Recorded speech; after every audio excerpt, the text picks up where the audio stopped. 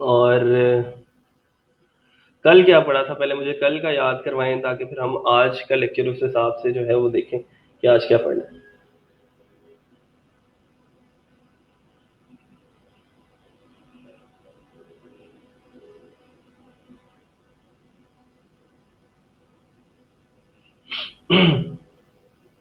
कल हमने, मेरा ख्याल है कि कुछ फ्रीलांसिंग के बारे में डिस्कस किया था, और आज जो है वो हमने वेबसाइट, और वेबसाइट होती क्या है, डायनेमिक वेबसाइट क्या होती है, स्टैटिक वेबसाइट क्या होती है, इसका थोड़ा सा इंट्रोडक्शन करेंगे।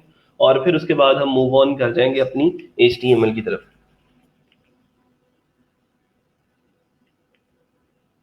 ठीक है, ठीक है, बस ओके। बस एक दफा जब बंदा एक बता देता है ना कि फ्रीलांसिंग डिस्कस की थी, फिर उसके बाद सारों को बताने की जरूरत नहीं है। हाँ, डोमेन एंड होस्टिंग पढ़ी थी, वो थोड़ा सा ओवरव्यू था, उसको डिटेल में इंशाल्लाह फिर दोबारा से पढ़ेंगे। और ठीक है, कल मैंने आप लोगों को ये कहा था कि आपने रैम्प और सबलाइन टेक्स्ट जो है वो इंस्टॉल करना है। तो कितने लोगों का इंस्टॉल हो चुका है? रैम्प और सबलाइन टेक्स्ट कितने लोगों ने इंस्टॉल कर लिया हुआ है?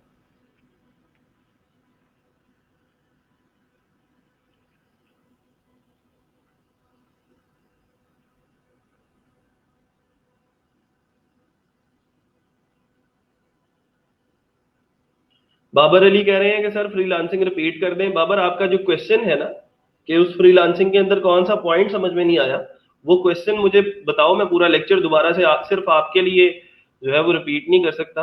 हाँ, अगर बहुत सारे लोगों को मसला आ रहा है उसमें तो फिर कुछ सोचा जा सकता है।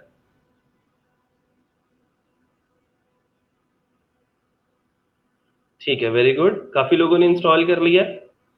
ठीक है। अच्छा, अभी जिन लोगों को प्रॉब्लम आ रहा है, जिन लोगों को हो सकता है प्रॉब्लम आ रहा हो, मैंने कुछ कमेंट्स भी देखे हैं आप लोगों के, तो जिन लोगों को जैप में या सबलाइन के अंदर कहीं पे इंस्टॉलेशन के अंदर मसला आ रहा है, तो मैंने कल एक पोस्ट की थी। उस पोस्ट के अंदर एक लिंक दिया था, और उस लिंक के अंदर मैंने कहा था कि अगर आपका कोई भी मसला आ रहा है तो वो सारे का सारे मसले आप उस फॉर्म को फिल करें, और उस फॉर्म के जरिए अपने जो SNE हैं हमारे शेजर और आसिफ, उनको बताएं, ताकि आपके वो मसले जो हैं वो सॉल्व कर दिए जाएं। बाबर, आपने कल का लेक्चर नहीं लिया आई थिंक सो ना, इसलिए आपको समझ नहीं आई। मैं एक बच्चे को इस तरह से ये नहीं बता सकता कि फ्रीलांसिंग क्या है, कल पूरा लेक्चर फ्रीलांसिंग के ऊपर हुआ है। तो आई डोंट नो कि क्या प्रॉब्लम है आपका जो रह गया है।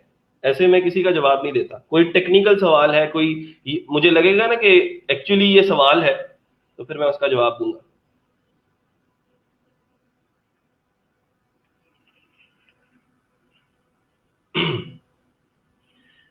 अच्छा जी, इधर आ जाएं जरा। अब हम चलते हैं आज के टॉपिक की तरफ, और आज हमने पढ़ना है कि एक डायनेमिक वेबसाइट क्या होती है। Dynamic website.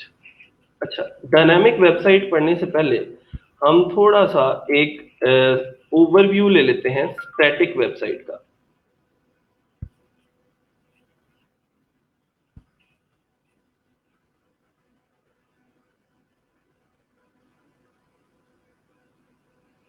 हाँ जी, मैं बड़े बड़े ठीक ही हैं जी, मैं मसला ही कोई नहीं है मेरे लिए। मैं मुझे जो है वो पता लग जाता है कि कौन जो है वो एक्चुअल सवाल पूछ रहा है, और कौन जो है वो सिर्फ क्लास का लेक्चर का जो डेकोरम है वो खराब करना चाहता है।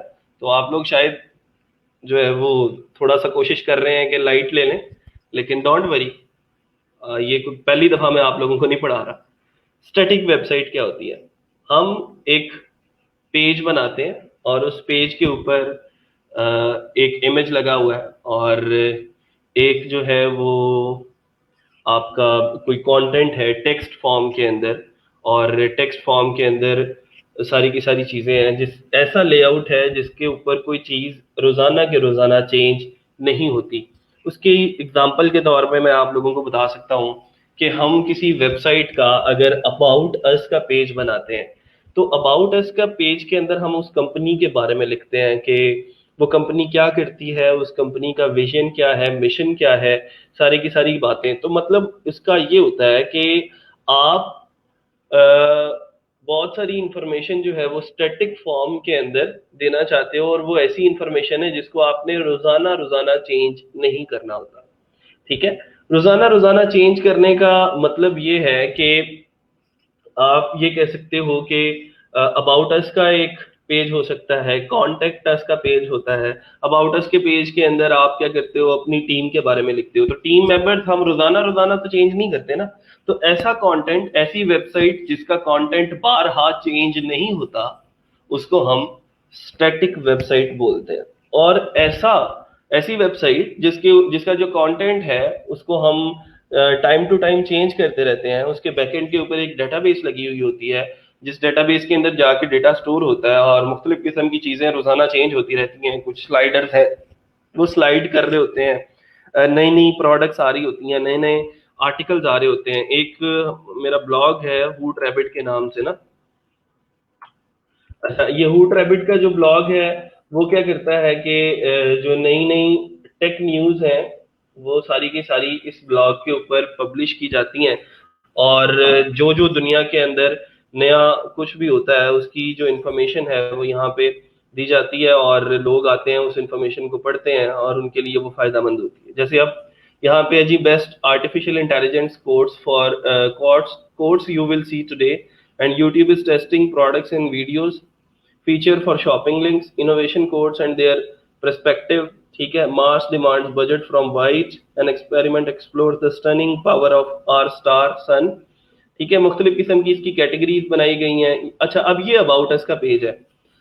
अगर हम अबाउट अस का पेज इसका विजिट करते हैं तो देखें जरा, इसके अंदर जो कंटेंट लिखा हुआ है कि hoot rabbit is the only online live blogging news website platform on the globe providing tons of information. अब ये अबाउट अस का जो इसका सेक्शन है, इसके अंदर ऐसा है कि बहुत सारी चीजें जो हैं वो चेंज नहीं हो रही, क्योंकि अबाउट अस तो वही है ना कंपनी का। जो जो स्टार्ट करते हैं हम जब कंपनी, तो हमारा जो विजन और हमारा जो मिशन होता है वो सारे का सारा यही होता है। और वो at the end of that company, उसकी जब लाइफ खत्म होती है तो भी उसका विजन और मिशन जो है वो बहुत कम होता है कि हम उसको चेंज करते हैं। तो ऐसी वेबसाइट, ऐसा पेज जिसका content time to time change नहीं होता, रुका रहता है, खड़ा रहता है, सेम रहता है, उसको हम क्या बोलते हैं कि वो एक स्टैटिक वेबसाइट है। लेकिन ऐसी वेबसाइट, ऐसा पेज, ऐसा लेआउट जिसका content time to time change होता रहता है और उसको हम अपडेट करते रहते हैं, तो उसको हम क्या बोलते हैं कि ये हमारा जो है वो डायनेमिक वेबसाइट है। जैसे अब यहाँ पे ये आर्टिकल लगा है, कल को मैं कोई और आर्टिकल पोस्ट कर देता हूँ तो वो और आर्टिकल यहाँ पे आ जाएगा, ये वाला आर्टिकल खुद ब खुद मूव करके यहाँ पे आ जाएगा।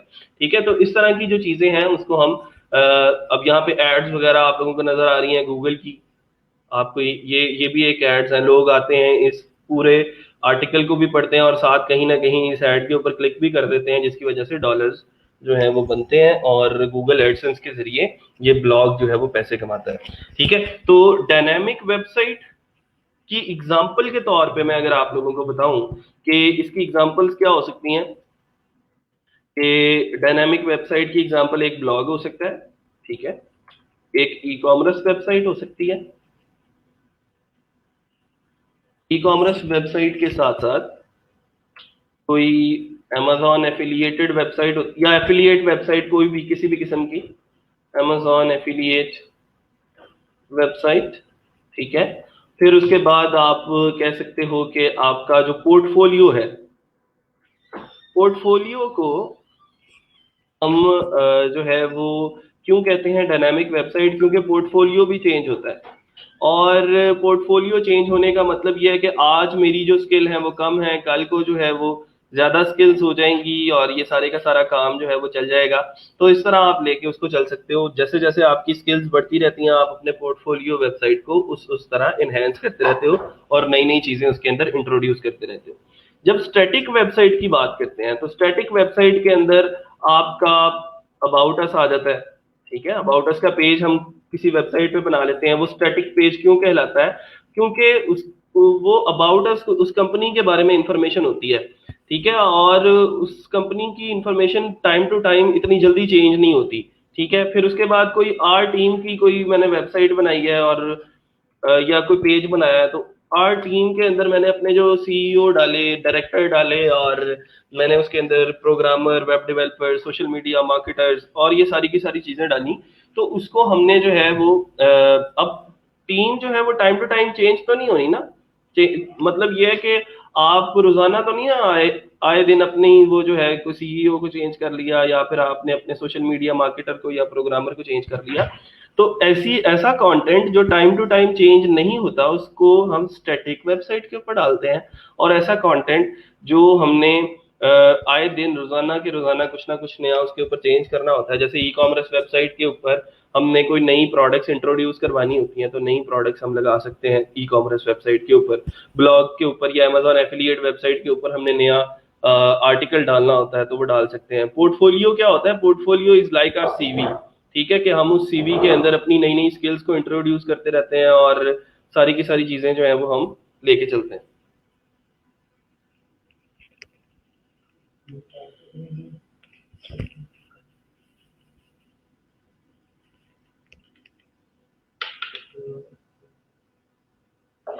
ठीक है जी। जिस वेबसाइट में सब कंटेंट स्टैटिक हो और कॉन्टेक्ट्स का पेज हो वो स्टैटिक वेबसाइट होगी। Portfolio is equal to complete package you can do, am I right sir? हाँ जी बिल्कुल। आप अपनी सर्विसेज के बारे में लिखते हो, अपने एक्सपीरियंस के बारे में उसमें लिखते हो, ताकि लोग अट्रैक्ट हों उस पोर्टफोलियो को देख के और आपको ऑर्डर करें।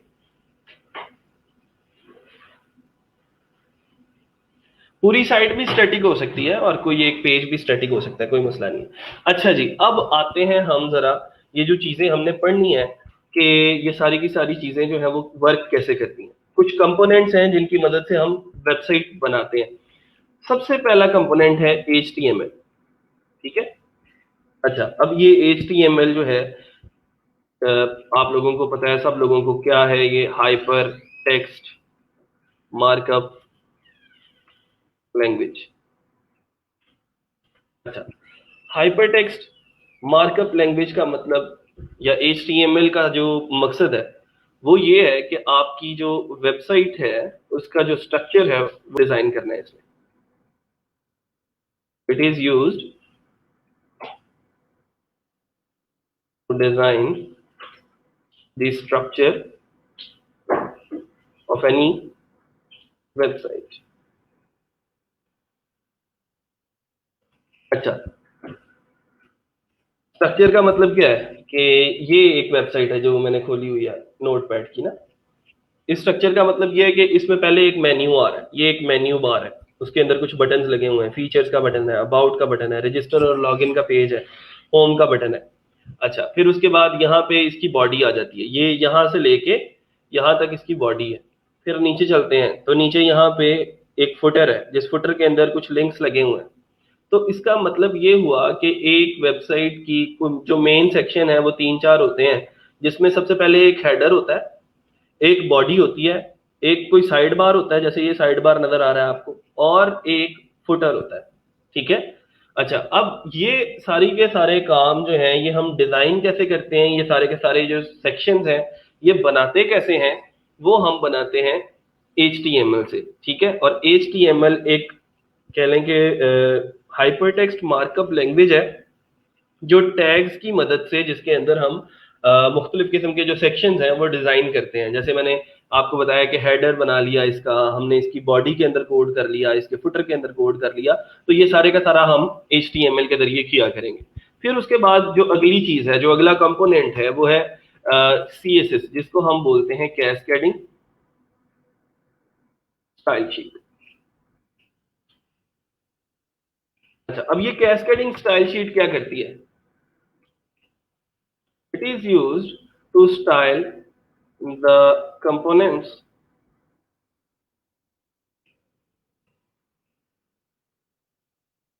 of any website।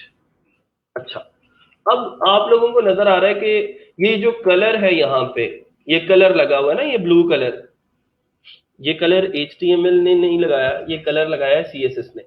ये बटन है तो इस बटन का जो कलर है वो CSS ने लगाया है। ये शेयर का बटन है, ये इसके ऊपर हॉवर करते हैं तो इसका कलर ब्लू हो जाता है, पीछे ले जाते हैं तो इसका बैकग्राउंड कलर व्हाइट हो जाता है। फिर नीचे आते हैं तो ये इस बटन का कलर है, ये इस बटन का कलर है, ये फुटर का कलर है। तो जितनी भी स्टाइलिंग की हुई है, जितने भी मार्जिन लगे हुए हैं, जितनी भी पैडिंग लगी हुई है, जितना भी आप कह सकते हो कि इसकी वेबसाइट की जो लुक एंड फील है उसके ऊपर जो काम किया गया है वो CSS ने काम किया। और CSS क्या करती है, आप जो कंपोनेंट्स HTML के जरिए डिजाइन करते हो, CSS उनको स्टाइल करती है। उनको कलर देने के लिए, उनको आप कह सकते हो कि आप उनको स्टाइल करने के लिए, उनको मार्जिन लगाने के लिए, सारे का सारा जो काम है वो किसने करना है, वो CSS ने परफॉर्म करना है। ठीक है, तो HTML से स्ट्रक्चर बनेगा और CSS से क्या होगा कि वो जो स्ट्रक्चर है उसकी लुक एंड फील, उसकी कलरिंग, उसकी स्टाइलिंग, सारी की सारी जो है वो हम CSS से मैनेज किया करेंगे। एक वेबसाइट के ऊपर जब मैंने HTML और CSS का जो कोड था वो कंप्लीट कर लिया, तो ये सारे का सारा काम करने के बाद भी ये मेरी अभी भी एक स्टैटिक वेबसाइट होगी।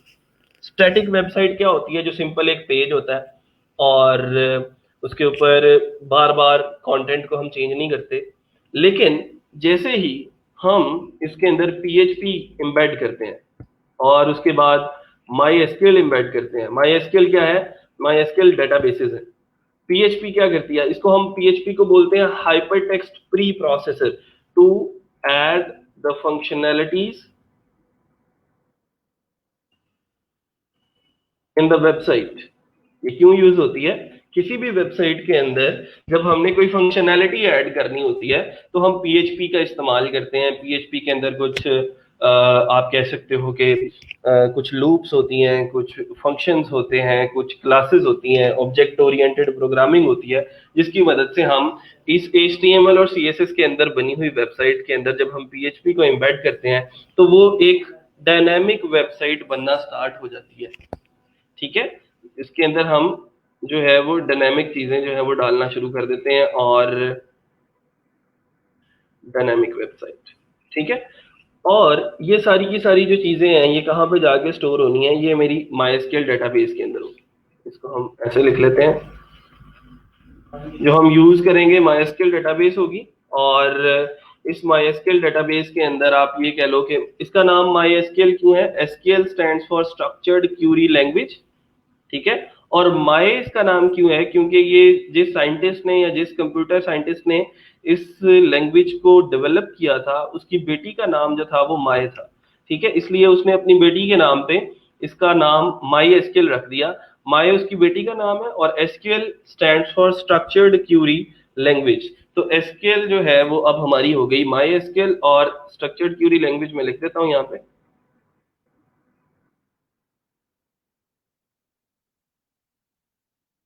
अच्छा, अब ये स्ट्रक्चर्ड क्यूरी लैंग्वेज क्या है? ये डेटाबेस क्या है?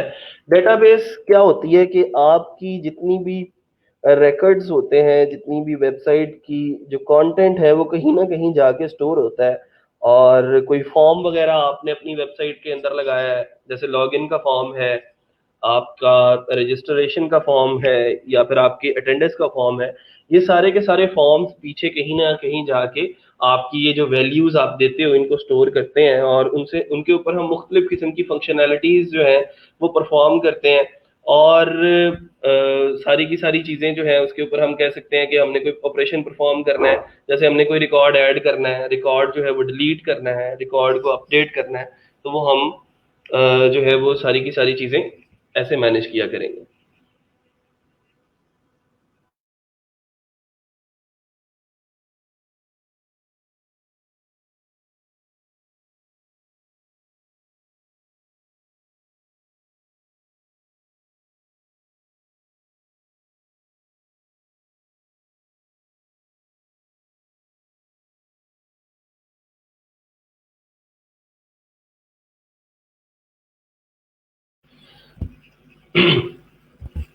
ठीक है जी, तो ये चार कंपोनेंट्स हैं जो कि ज़रूरी हैं हमारी वेबसाइट डेवलपमेंट के अंदर। और इस इन सब के जो कह लें कि अप्पा जी हैं उसको हमने पढ़ना है, और वो है वर्डप्रेस। अच्छा, वर्डप्रेस क्या है? एक CMS है। CMS क्या होता है? CMS होता है एक कंटेंट मैनेजमेंट सिस्टम, जिसके अंदर हम कंटेंट को मैनेज करते हैं। ठीक है, कंटेंट को मैनेज करने का मतलब जो काम हम पहले HTML से ले रहे होते हैं, जो काम हम CSS से ले रहे होते हैं, वो सारे का सारा काम हम वर्डप्रेस से लेना शुरू कर देते हैं। ठीक है, और जो इस CMS के अंदर हम कंटेंट को जिस तरह मैनेज कर सकते हैं, वो आप HTML के अंदर आप कह सकते हो कि अगर कोई वेबसाइट बनाने में आपको या उसका लेआउट बनाने में 3 माह अगर लगते हैं या 2 माह लगते हैं, वही सारे का सारा काम अगर आप वर्डप्रेस के जरिए मैनेज करते हो तो आप उसको 1-2 हफ्ते के अंदर कंप्लीट कर सकते हो। ठीक है, तो ये सारी की सारी चीजें हैं जो हम आज पढ़ेंगे। इसका थोड़ा सा लेआउट है जो आप लोगों के सामने मैं क्लियर कर देता हूँ कि ये कैसे काम करता है, और जो सर्वर वगैरह हैं, जो क्लाइंट है, वो कैसे काम करते हैं, और हम इसको कैसे लेके आगे चल सकते हैं।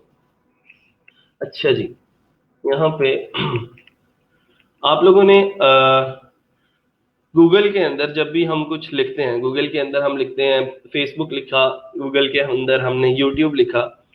अगर मैं यहाँ पे आपको लिखा दिखा दूं तो मैंने फेसबुक लिखा अभी फिलहाल, facebook.com नहीं, फेसबुक लिखते हैं गूगल के ऊपर। तो ये क्या करता है कि उस फेसबुक का ये जो कीवर्ड मैंने उसको दिया अपने ब्राउजर को, ये ब्राउजर के ऊपर ही दिया ना मैंने उसको, अपने ब्राउजर को ये जो मैंने कीवर्ड दिया, और उस ब्राउजर ने ये रिक्वेस्ट मेरे सर्वर को की। ठीक है, वो सर्वर कौन सा है? गूगल का सर्वर है। उस गूगल की एक डेटाबेस है। उस गूगल ने क्या किया, अपनी डेटाबेस के अंदर फेसबुक के अकॉर्डिंग कोई रिकॉर्ड जो है वो फेच करना शुरू कर दिया कि फेसबुक के हवाले से कितने रिकॉर्ड्स मेरे पास मौजूद है।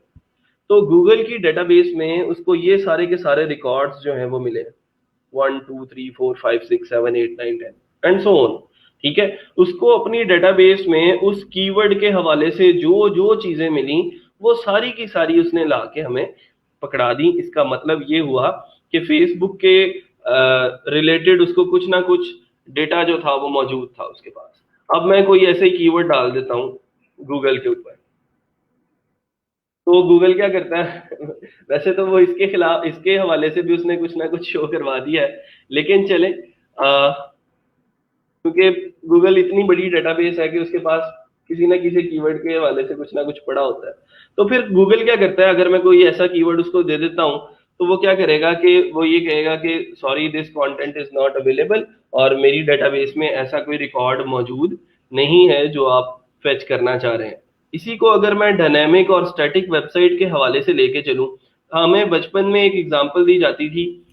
हमारे जिस्म के अंदर ये जो मैसेज पहुंचाने और लेके जाने वाला सारे का सारा सिस्टम है, ये सेंसरी न्यूरॉन्स के जरिए होता है। आप में से अगर किसी किसी ने बायो से अगर किसी का कोई या ह्यूमन न्यूट्रिशन से या इस तरह के कुछ लोग अगर मौजूद हैं, तो इंसानी जिस्म के अंदर न्यूरॉन्स एक ऐसा काम करते हैं जो हमारे दिमाग से या हमारे जिस्म के किसी हिस्से से मैसेज लेके जाते हैं दिमाग तक। दिमाग उस मैसेज को जो है वो मैनिपुलेट करता है और देन उसके अगेंस्ट कोई अच्छा रिस्पॉन्स जो है वो जनरेट करता है और हमारे उस जिस्म के हिस्से तक उस मैसेज को पहुंचाता है। उसकी एग्जांपल हमें बचपन में दी जाती थी कि हमने बचपन में पढ़े थे वॉलेंट्री और इनवॉलेंट्री एक्शंस, और उसके अंदर हमने ये देखा था कि जैसे ही देगची को, गर्म देगची को हमारा हाथ लगता था तो हमारा हाथ उसी वक्त वापस आ जाता था। तो इसी दौरानिए के अंदर के हाथ लगा और उसी वक्त वापस आ गया, इस इतने से दौरानिए के अंदर क्या होता था कि आपके सेंसरी न्यूरॉन्स आपके हाथ से जाते थे दिमाग तक, दिमाग को जाके ये बताते थे कि आपका हाथ जो है वो किसी गर्म चीज को लग रहा है। उस दिमाग जो है वो उस मैसेज को मैनिपुलेट करता था, और मैनिपुलेट करने के बाद क्या होता था कि उसके अगेंस्ट कोई अच्छा जो है वो मैसेज जो है वो पहुंचाया जाता था उस हाथ को, और हाथ को कहा जाता था कि आप पीछे हट जाओ। तो ये सारे का सारा प्रोसीजर ही यहाँ पे हो रहा है। ब्राउजर कौन है? हम ब्राउजर है ना, हम ब्राउजर के ऊपर अपनी कोई रिक्वेस्ट लिखते हैं। जैसे मैं लिखता हूं Amazon एफिलिएट प्रोग्राम, ये मैंने रिक्वेस्ट किया कि एक मेरा मैसेज है, ये देखो कि इसके अगेंस्ट कोई रिकॉर्ड आपके पास मौजूद है या नहीं। तो उसने क्या करना शुरू कर दिया, ये अब मतलब ये सारे का सारा काम जो है कुछ स्टेप्स से गुजर के जो है वो होता है।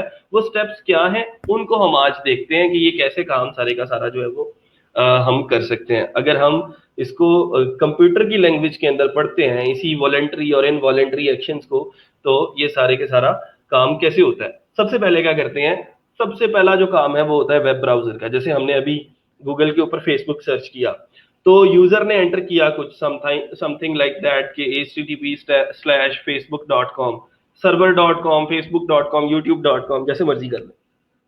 तो वेब ब्राउजर के ऊपर हम ये एंटर करते हैं। अब वेब ब्राउजर को हम कोई कीवर्ड देते हैं, हमें उस वेबसाइट का आईपी एड्रेस नहीं पता होता।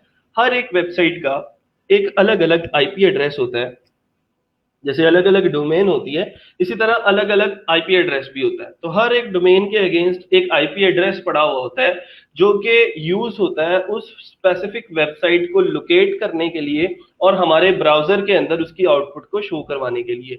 तो इंटरनेट क्या करता है, web browser is directly connected to internet. आपका कंप्यूटर जिसके अंदर ये वेब ब्राउजर इंस्टॉल्ड है, उस कंप्यूटर के अंदर इंटरनेट भी तो मौजूद है ना। जब इंटरनेट मौजूद होगा तो ही हम उसकी डेटाबेस को लुकअप कर सकते हैं और उसकी डेटाबेस को जाके देख सकते हैं। तो क्या होगा कि इंटरनेट करेगा, हमने तो लिख दिया facebook.com, अब facebook.com का आईपी एड्रेस क्या है वो हमें नहीं पता और हमें याद रखने की भी जरूरत नहीं है, क्योंकि इंटरनेट हमारे लिए वो काम कर रहा होता है। तो look up the IP address of the server com, तो इंटरनेट ने आईपी एड्रेस लुकअप किया और देन उस आईपी एड्रेस के जरिए वो रिक्वेस्ट अगेन जनरेट करता है कि भाई साहब वो जो हमारे यूजर थे उन्होंने तो server.com लिखा था, लेकिन उनको चूंकि नहीं पता था कि आईपी एड्रेस क्या, तो मैं आपको बता रहा हूं आईपी एड्रेस ये है। इस आईपी एड्रेस के अगेंस्ट वेब सर्वर के अंदर जो भी डेटा पड़ा है वो लेके आओ। अब वेब सर्वर क्या करता है, वेब सर्वर हमें सर्व करता है, हमारे रिसोर्सेज को सर्व करता है और उस आईपी एड्रेस के ऊपर जितना कंटेंट उसको मिलता है वो सारे का सारा लाके हमें पकड़ा देता है। तो request server.com main page using that IP which is looked by the internet। ठीक है, तो उसने क्या करना है, वेब सर्वर को रिक्वेस्ट भेज देनी है। वेब ब्राउजर ने इंटरनेट ने लुकअप किया आईपी को और उस आईपी के जरिए रिक्वेस्ट भेज दी वेब सर्वर को। अब उस वेब सर्वर ने क्या करना शुरू कर दिया कि वो जो रिक्वेस्ट आई है उस रिक्वेस्ट के अगेंस्ट कोई रिकॉर्ड जो है वो फेच करना शुरू कर दिया। तो वेब सर्वर की जो डिस्क ड्राइव है, ये जो डिस्क ड्राइव है जिसको हम डेटाबेस बोलते हैं, उस डिस्क ड्राइव के अंदर उसको अगर कोई फाइल मिल गई index.html के नाम की, आप लोगों को पता है html की फाइल हम स्टैटिक वेबसाइट बनाने के लिए यूज करते हैं। तो अगर तो उसको वो फाइल मिल गई तो वो रिटर्न कर देगा वेब सर्वर को, मतलब वो डिस्क ड्राइव कहेगी सर्वर को कि जी मेरे पास ये फाइल पड़ी है, आप इसको वेब ब्राउजर को शो करवा दें। तो वो क्या करेगा, रिटर्न कर देगा हमारे वेब ब्राउजर को और वेब ब्राउजर के अंदर वो पेज जाके खुल जाएगा। इसकी सिंपल सी एग्जांपल मैं आप लोगों को बता देता हूँ कि हमारे पास facebook.com है, मैंने facebook.com लिखा, ये देखें वैसे ही लिखा था ना उन्होंने कि https:/www.facebook.com। ठीक है, यहाँ पे ये देखें http server.com, तो हम क्या कर रहे हैं facebook.com। तो मैंने ये लिखा ऐसे, उसने फेच किया, फेच करके डिस्क ड्राइव में देखा कोई कंटेंट मौजूद है, तो इसको जो जो कंटेंट मिला उसने मुझे लाके यहाँ पे शो करवा दिया और मेरी वेबसाइट जो है वो अब मुझे मेरी facebook.com ऐसी लग गई। ठीक हो गया जी। अब चलते हैं जरा, ये तो था स्टैटिक वेबसाइट का, क्योंकि इसके अंदर डेटाबेसेस नहीं होती। लेकिन जो डायनेमिक वेबसाइट है उनका रिक्वेस्ट और रिस्पांस का प्रोसीजर कैसा होता है उसको देखते हैं कि वो जो डायनेमिक वेबसाइट कैसे रिक्वेस्ट करती है और उसको रिस्पांस कैसा मिलता है, वो सारे का सारा काम कैसे होता है। आगे चलते हैं जरा, ये वही स्टेप्स हैं जो मैंने आपको अभी समझा दिए हैं। इसको अगर पढ़ना चाहते हैं तो आप लोग पढ़ सकते हैं। हम अगले स्टेप की तरफ चलते हैं जिसके अंदर हम डायनामिक रिक्वेस्ट रिस्पांस प्रोसेस को पढ़ रहे हैं। ठीक है, अच्छा जी, डायनामिक के अंदर क्या होता है कि वेब ब्राउजर यूआरएल एंटर करता है, वही काम जो हमने पहले किया था। इंटरनेट ने आईपी लुकअप करना है, इसने रिक्वेस्ट करना है और ये सारे का सारा काम यहाँ तक जो है वो सेम वही है कि सर्वर ने रिक्वेस्ट रिसीव की और अपनी डिस्क ड्राइव को वो जो था ऑर्डर किया कि तुम्हारे पास कोई मौजूद है इस तरह का पेज, तो ले आओ और दिखाओ मुझे। तो अब हुआ ये कि डिस्क ड्राइव ने जब उस पेज को फेच किया तो उसको ये पता चला कि उस पेज के अंदर कहीं ना कहीं पीएचपी भी एम्बेडेड है। ठीक है, पीएचपी एम्बेडेड होने का मतलब ये है कि अब वो जो पीएचपी है उसको पहले हमें एग्जीक्यूट करना पड़ेगा और देन पीएचपी की एग्जीक्यूशन के बाद जो आउटपुट आएगी वो दिखानी पड़ेगी। तो कंटेन्स पीएचपी, अब वो जो पीएचपी है वो वेब सर्वर उसको एग्जीक्यूट नहीं कर सकता, लेकिन वेब सर्वर के पास कुछ रिसोर्सेज होते हैं, वो उन रिसोर्सेज को ऑर्डर करता है कि आपने जो है ये इस पीएचपी का जो कंटेंट है इसको पहले प्रोसेस करना है और मुझे इसकी आउटपुट ला के दिखानी है। तो वेब सर्वर को जब रिसीव हुई रिक्वेस्ट, डिस्क ड्राइव ने कहा इसमें पीएचपी है, तो उस पीएचपी को उसने रिजॉल्व करने के लिए भेज दिया पीएचपी प्रोसेसर के पास। ये देखें जरा, ये पीएचपी प्रोसेसर क्या कर रहा है, पीएचपी को प्रोसेस कर रहा है। जाहिर बात है जहां पे पीएचपी होगी वहां पे डेटाबेसेस भी होंगी, तो वो उसके अंदर जो डेटाबेसेस वो मिलेंगी उसको वो माईएसक्यूएल डेटाबेस उसको एग्जीक्यूट करेगा।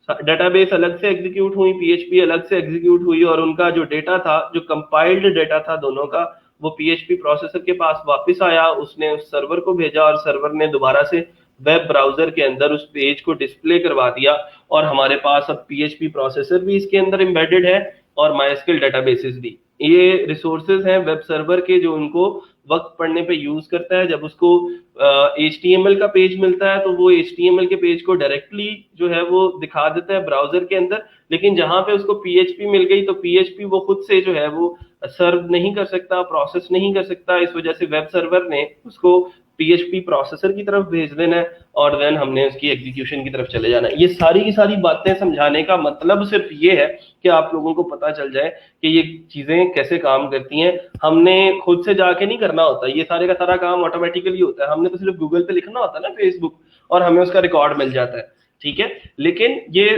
प्रोसेस समझना जो है वो बहुत जरूरी है, ताकि हमें इसकी सारी की सारी चीजें जो है, इसकी जो कम्युनिकेशन है, इसकी जो नेविगेशन है वो कैसे होती है, ये क्लियर हो जाए। अब हम चलते हैं जरा थोड़ा सा कोड की तरफ के, हम अगर HTML के अंदर कोड करना शुरू कर दें तो कैसा रहेगा। ये डेटाबेसेस हैं, MySQL हैं, इसको भी हम इंशाल्लाह पढ़ लेंगे, लेकिन वक्त आने पे। मैं अभी चलता हूं अपने सॉफ्टवेयर की तरफ जो हमने कल इंस्टॉल किए थे। अच्छा जी, अब करना ये है,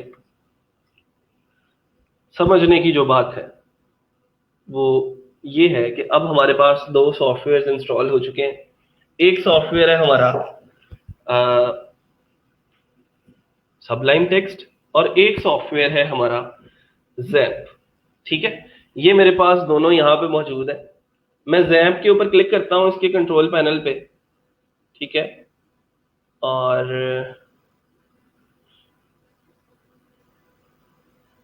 इसका डैशबोर्ड मेरे पास जैसे ही आएगा इसकी मैं दो सर्विसेज को स्टार्ट करूंगा। जो पहली दो सर्विसेज हैं उसको हमने स्टार्ट कर लेना।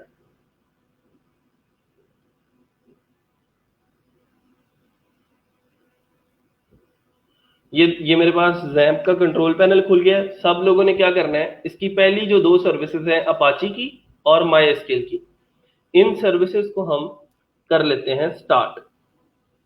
नहीं, ये मैंने दो सर्विसेज स्टार्ट करनी है। अब बेशक मैं इसको बंद कर दूं, मेरा सर्वर जो है वो ऑन हो चुका है, और इस सर्वर के ऑन होते ही अब हुआ क्या है कि मेरा अपना ही कंप्यूटर क्लाइंट है और मेरा अपना ही कंप्यूटर जो है वो सर्वर भी है, कि मैं अपने ही कंप्यूटर के जरिए कोई रिक्वेस्ट सेंड करके अपने ही कंप्यूटर के ऊपर उसका आउटपुट जो है वो देख सकता हूँ, ठीक है। अच्छा, अब उसके बाद एक चीज जो बहुत इंपॉर्टेंट है, समझने वाली है, वो ये है कि मैं अपने माई कंप्यूटर के अंदर आता हूँ, दिस पीसी में मैं सी ड्राइव के अंदर जाता हूं, और यहाँ पे मुझे एक फोल्डर मिलता है जैम्प का, ठीक है। इस जैम्प के फोल्डर के अंदर गए, और htdocs का फोल्डर जो है ये आपकी मेन डायरेक्टरी है, ठीक है। मेन डायरेक्टरी का मतलब ये है कि इस डायरेक्टरी के अंदर आप जो भी फाइल सेव करोगे आप उसको डायरेक्टली देख सकते हो अपने जो आपका वेब ब्राउजर है उसके अंदर। htdocs, तो ये मैंने वो ऑलरेडी कुछ फाइल्स हैं जो बनाई हुई हैं जिनके अंदर मैंने कोड किया है, ये वो सारी की सारी फाइल्स पड़ी हैं। इनको मैं डायरेक्टली अगर देखना चाहूँ तो मैं देख सकता हूँ। इसमें से अगर मैं आप लोगों को दिखा दूं,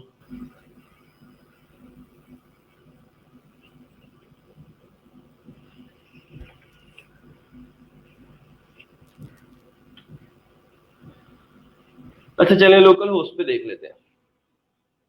अभी ये ओपन ऐसे नहीं होगा, टाइम लेगा। अच्छा, अभी हमने क्या पढ़ा कि सी के अंदर जाते हैं और जैम्प में जाते हैं, और htdocs हमारी मेन डायरेक्टरी है जिसके साथ हमारा पाला जो है वो पढ़ा करेगा। अब ये हमने पढ़ लिया, फिर उसके बाद यहां पे हम सबलाइम के ऊपर आते हैं। सबलाइम खुल जाएगा तो आप जो है वो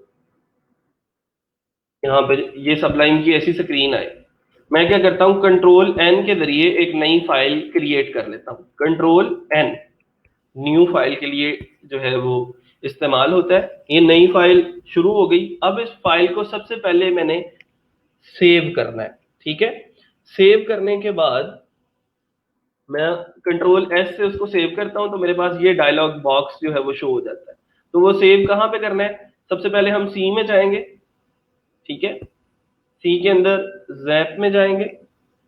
जैप के बाद ये एच टी डॉक्स है, ठीक है। इस एच टी डॉक्स के अंदर मैं इस फाइल को सेव कर लेता हूं। उस फाइल का नाम मैं रख लेता हूं batch 10 dot H T M L.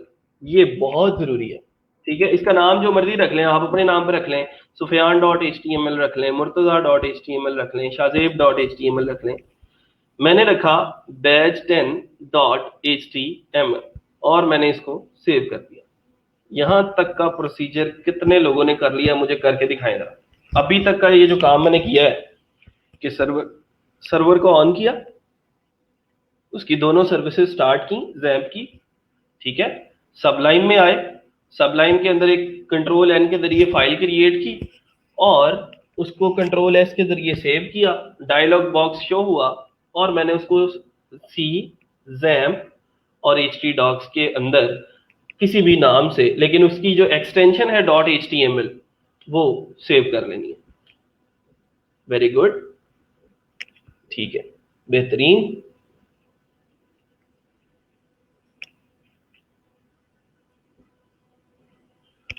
कर लें जी, 2 मिनट का टाइम और है सब लोगों के पास, फिर उसके बाद आगे चलते हैं।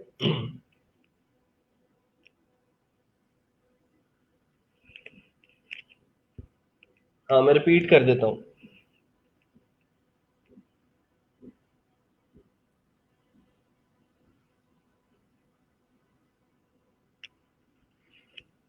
गुड, बहुत सारे लोगों ने कर लिया है। मैं रिपीट कर देता हूँ, जिन लोगों को मसला आ रहा है मैं उस फाइल को डिलीट कर दूं पहले।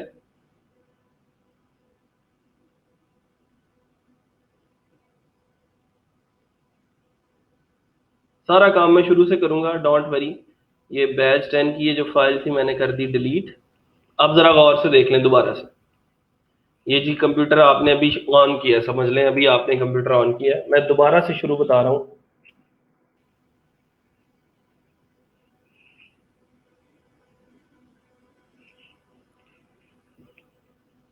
यहां पे मैंने जैप के ऊपर क्लिक किया तो मेरे पास ये डायलॉग बॉक्स जो है वो शो हो गया। अपाची की सर्विस मैंने ऑन कर दी। अपाची किस लिए यूज होता है? सर्वर को ऑन करने के लिए। अपाची आपका सर्वर है जो कि आपका रिलेशन कायम करता है आपके वेब ब्राउजर और आपके सर्वर के अंदर, ठीक है। माई एसक्यूएल क्यों ऑन कर रहे हैं? क्योंकि हो सकता है हमें डेटाबेसेस के अंदर काम करना पड़े। बस ये 2 सर्विसेज जो है वो हमने स्टार्ट करके, इसको बेशक आप बंद कर दें, कोई मसला नहीं है। फिर उसके बाद हमने आ जाना है अपने सबलाइन टेक्स्ट के अंदर। अच्छा, सबलाइन टेक्स्ट को ओपन किया, कंट्रोल एन के जरिए एक नई फाइल क्रिएट कर। यहाँ पे आ जाएगा अनटाइटल्ड। कंट्रोल एन से उसको टाइटल देने के लिए हमने सेव करना है।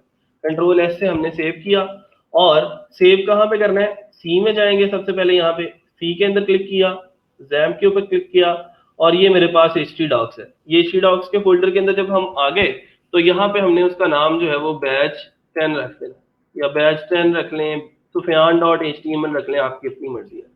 Batch 10 dot H T M L करके इसको सेव कर लेंगे तो आप अब रेडी टू गो हैं कि अब आप एच टी एम एल का कोड कर सकते हैं। इतना सा काम था बस। अच्छा, जिन लोगों का अब मसला आ रहा है, ठीक है, उन लोगों ने क्या करना है, वो एक फॉर्म मैंने आप लोगों को सुबह पोस्ट में दे दिया था, सुबह या शायद कल दिया था। वो क्यूरी वाला फॉर्म था, ठीक है। उसके अंदर आप लोग जाके अपनी क्यूरीज जो हैं उस फॉर्म के अंदर लिखें और अपनी जो सारी की सारी चीज़ें वो बताएं। वो आपको खुद से फ़ोन कॉल कर लेंगे या आपका मसला जो है वो रिजॉल्व कर देंगे, ठीक है।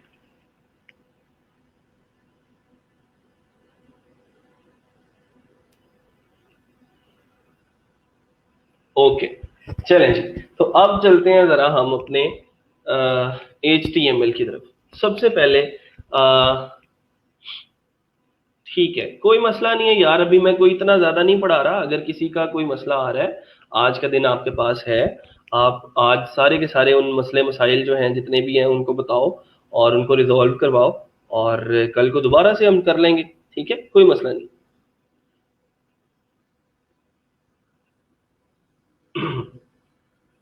जिनका जैम्प नहीं हो रहा वो वैम्प भी इंस्टॉल कर सकते हैं, ठीक है, अगर जैम्प को आप अनइंस्टॉल कर दें और वैम्प अगर आपका चल रहा है तो वैम्प कर लें।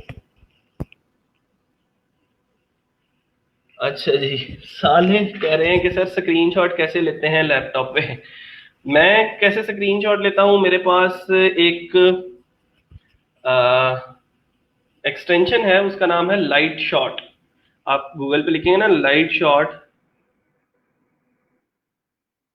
एक्सटेंशन, ठीक है, तो वो लाइट शॉट एक्सटेंशन क्या करती है, आप इसको इंस्टॉल कर लें यहाँ से, तो आप अपने जो स्क्रीन शॉट्स हैं वो ले सकते हैं। नहीं जी, आज हम ये भी सीख रहे हैं कि कैसे करते हैं, ठीक है। इस लाइट शॉट की इसको हम ऐड टू क्रोम कर लेंगे, तो अब क्या होगा, जब जैसे ही ऐड टू क्रोम कर लिया तो अमेजॉन एफिलिएट प्रोग्राम या किसी भी पेज के ऊपर गए, मैंने प्रिंट स्क्रीन का बटन दबाया और यहाँ से लेके यहाँ तक अगर मैंने इसका स्क्रीनशॉट लेना है तो ये मैंने स्क्रीनशॉट ले लिया, ठीक है। इसको यहाँ से सेव कर सकते हैं, कंट्रोल सी से कॉपी करके इसको कहीं पे हम जो है वो सेंड भी कर सकते हैं, कंट्रोल वी से। यहाँ से अगर कोई मैंने इसको हाईलाइट करना है तो मैं इतने पार्ट को हाईलाइट कर देता हूँ, कोई नेविगेशन बार लगाना है तो मैं यहाँ से इसको तीर लगा देता हूँ।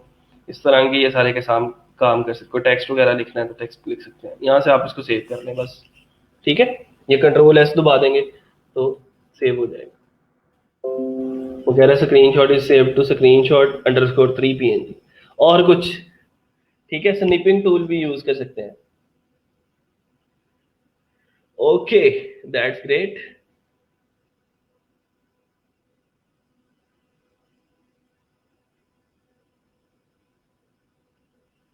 चलें आगे चलते हैं जी, कोई मसला नहीं है, सवाल पूछें, अच्छी बात है।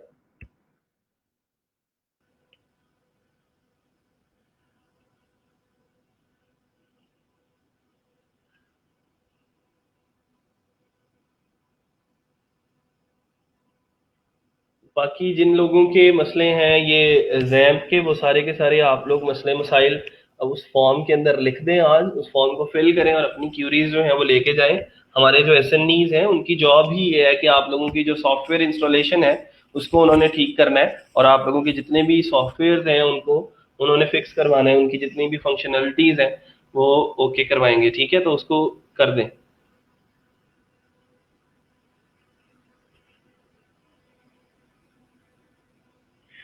चले जी, अब आ जाए जरा HTML की तरफ। HTML क्या होती है और HTML के अंदर हम क्या क्या काम कर सकते हैं, कैसे कैसे कर सकते हैं, और क्या क्या टैग्स हैं इसके, वो हम पढ़ते हैं। वैसे आज का ये लेक्चर नहीं था, लेकिन चलें अब आप लोगों को ये चीज़ें भी ज़रूरी हैं, साथ साथ लेके चलते हैं। मैं यहाँ पे सबलाइन में आता हूँ और मैं ये, अगर ये सारी चीज़ें नहीं बताते आपको कंफ्यूज ना हो जाए, सबसे पहले मैंने क्या करना है, टैग एक स्टार्ट करना है। टैग है जी HTML का, और इस टैग को मैंने क्लोज भी करना है HTML के टैग से। ये मैंने एक स्टार्ट किया और उसी टैग को मैंने क्लोज कर दिया। ये कैसे करते हैं, HTML ये ब्रैकेट के अंदर लिखेंगे हम इसको, ठीक है, और इसको भी जब एंड करेंगे तो फॉरवर्ड स्लैश लगाएंगे, तो ये ब्रैकेट जो है वो आपकी एंड हो जाएगी, ठीक है।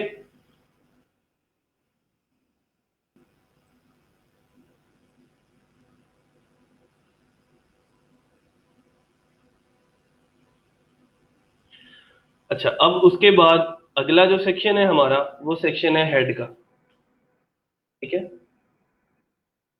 मैं हेड का टैग लिख लेता हूँ, ठीक है। आप लोग इसको अगर मैं क्योंकि ये हमने इसकी जो एक्सटेंशन है वो डॉक टाइप से सेव की है, तो डॉक टाइप का मतलब जो है, सॉरी, HTML से सेव की है, इसका मतलब ये है कि अब हम इसके अंदर सारे का सारा HTML का जो कोड है वो कर सकते हैं। अब ये सारे के सारे जो टैग्स हैं वो क्या कर रहे हैं कि आपकी मुख्तलिफ किस्म की जो चीज़ें हैं, जैसे हेड का टैग है, मैंने आप लोगों को बताया था हेड का टैग किस लिए यूज होता है, आपका जो हेडर है उसको लिखने के लिए। बॉडी का टैग किस लिए यूज होता है, ये बॉडी का टैग मैंने लिखा बॉडी का टैग स्टार्ट किया और बॉडी का टैग मैंने एंड कर दिया। तो ये सारे का सारा काम किस लिए हो रहा है, कैसे हो रहा है, ये वेबसाइट के सेक्शन बन रहे हैं। ठीक है, मैं अभी क्या करता हूँ, बॉडी का जो टैग है इसके अंदर मैं एक हेडिंग का टैग देता हूँ। ठीक है, हेडिंग H1 का टैग होता है और इस H1 के अंदर मैं लिखता हूँ आई लव पाकिस्तान। ठीक है, इतना सा काम मैंने किया है और मैं ये चाहता हूं कि मैं ये भी देखूं कि ये मेरी आउटपुट जो है वो कहाँ आ रही है और कैसे आ रही है। तो मैं इस फाइल को अब जो है वो देखना चाहता हूं कि ये फाइल कहाँ पे जाके मुझे एक्सेस होगी। तो अब मैंने इस फाइल की आउटपुट को देखना है, तो मैं गूगल क्रोम पे आ जाऊंगा और गूगल क्रोम पे मैं लिखूंगा लोकल होस्ट। लोकल होस्ट पे जब हमने गए तो लोकल होस्ट का मतलब यह है कि हम यहाँ पे जो हमारी एक्सेस है वो उस htdocs के फोल्डर तक आ गई है। लोकल होस्ट की एक्सेस क्योंकि htdocs हमारी मेन डायरेक्टरी होती है। अब उस मेन डायरेक्टरी के अंदर बहुत सारी फाइल्स पड़ी हुई है, मैंने आप लोगों को दिखाई कि वो पुरानी कुछ फाइल्स हैं, मैं उनके अंदर काम कर चुका हूँ। लेकिन अब मैंने स्पेसिफिकली उसी फाइल के अंदर पहुंचना है जिस फाइल के अंदर मैं अभी कोड कर रहा हूँ। उस फाइल का नाम मैंने क्या रखा है, badge10.html। तो मैंने गूगल क्रोम के ऊपर आके लिखा लोकल होस्ट स्लैश badge10.html। और बात समझ में आई है, सिर्फ लोकल होस्ट लिखा और लोकल होस्ट के बाद डॉट badge10.html जो उस फाइल का नेम है वो मैंने लिख दिया। तो उसको एंटर किया तो देखिए मेरे पास आई लव पाकिस्तान कुछ बोल्डेड फॉर्म में मेरे पास मौजूद है। मैंने H1 हेडिंग 1 लिखा और आई लव पाकिस्तान मुझे यहाँ पे मिल गया। अगर मैं हेडर के अंदर कुछ लिखता, ये देखें जरा, अभी आपको नजर आ रहा होगा कि ये टाइटल जो है इसका आ रहा है लोकल होस्ट स्लैश badge10। तो मैं यहाँ पे टाइटल का टैग लिखता हूँ। ठीक है, टाइटल का टैग लिखा और मैंने इसके अंदर लिख दिया जी इट्स लेक्चर 1। और लेक्चर 1 जो है this is about intro to HTML। Title का जो टैग है ये कहाँ पे जाके शो होता है, यहाँ पे। मैं इसको रिफ्रेश करता हूँ तो देखें अब जरा यहाँ पे नजर आ रहा है अब आप लोगों को। अब यहाँ पे टाइटल में क्या लिखा हुआ है, लेक्चर 1 और आगे है इंट्रो टू HTML। ठीक है, यहां तक किसी को कोई मसला? ये इतना सा काम कर लिया, ये इतना सा कोड मैंने किया है। HTML का टैग स्टार्ट किया, उसके अंदर उसको एंड कर दिया। हेड का टैग स्टार्ट किया, हेड को एंड कर दिया। बॉडी का टैग स्टार्ट किया, बॉडी को एंड कर दिया। हेड किस लिए, हेडर बनाने के लिए। बॉडी किस लिए, बॉडी उस पूरी वेबसाइट की बॉडी को जो है जितने भी उसके अंदर एलिमेंट्स होंगे, जितने भी उसके अंदर टैग्स होंगे वो सारे के सारे हम यहाँ पे लिखा करेंगे। और उसको हमने HTML को क्लोज कर दिया। मैं बेसिक लेवल से स्टार्ट कर रहा हूं। अब ये देखें कि इससे ज्यादा आसान मैं आप लोगों के लिए नहीं कर सकता। टैग स्टार्ट करना है और एंड करना है, एंड करते हुए स्लैश लगाना है, बस इतना सा काम है। ये स्टार्ट किया H1 तो इस H1 को यहाँ पे बंद कर दिया। मैं H1 के साथ H2 भी कर देता हूँ। ठीक है, अच्छा H2 किया, दोबारा से आगे रिफ्रेश किया तो आई हेट इंडिया। अब H1 में और H2 में देखें कितना फर्क है। फिर उसके बाद हम H3 में गए,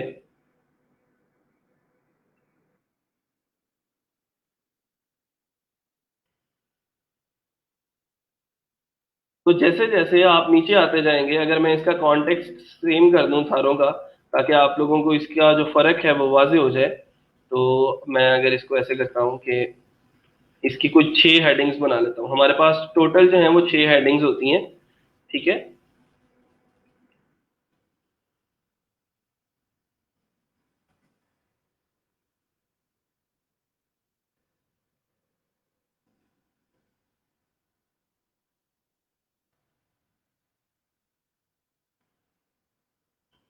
जो H5 तक जाती हैं और इनके मुख्तलिफ किस्म के साइजेस होते हैं और मुख्तलिफ किस्म की इनकी जो है वो प्रॉपर्टीज होती हैं कि बोल्ड है या फिर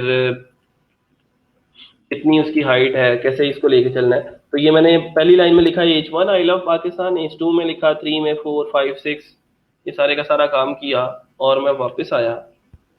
यहाँ पे मैंने रिफ्रेश किया इसको तो देखें जरा, ये जैसे जैसे नीचे आते जा रहे हैं हम इनके साइजेस जो हैं वो छोटे होते जा रहे हैं और हम इसको मुख्तलिफ जगह पे अपने डॉक्यूमेंट के अंदर यूज कर सकते हैं कि हमने हेडिंग कैसे लगानी है अपनी वेबसाइट के अंदर। यहाँ तक किसी को कोई प्रॉब्लम है तो आप लोग बता सकते हैं। अगर कहते हैं तो मैं रिपीट कर देता हूँ कि ये इतना सा जो कोड है, जो जिसके अंदर कोई भी ज्यादा हमने रॉकेट साइंस नहीं की, हमने सिंपल सा अभी जो है वो काम किया है, जिसके अंदर हमने HTML का टैग स्टार्ट किया है, उसके अंदर एक हेड का टैग है और एक बॉडी का टैग है, बस। हेड के अंदर टाइटल है और बॉडी के अंदर हमने H1 H2 H3 से लेके H6 तक काम किया। कितने लोगों ने इतना काम कर लिया?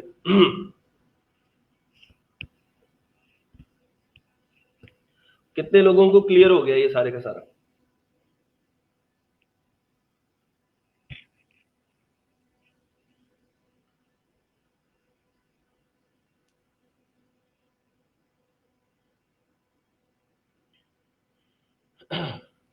मैं कर देता हूँ। ठीक है जी।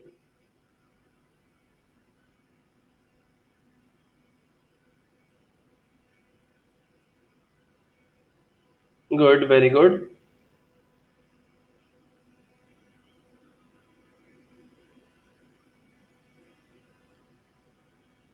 चलें जी, एक दो लोग रह गए हैं, उनके लिए मैं रिपीट कर देता हूँ। ये मैंने फाइल सेव कर ली और अभी मेरी कोई आउटपुट जो है वो नहीं है। ठीक है।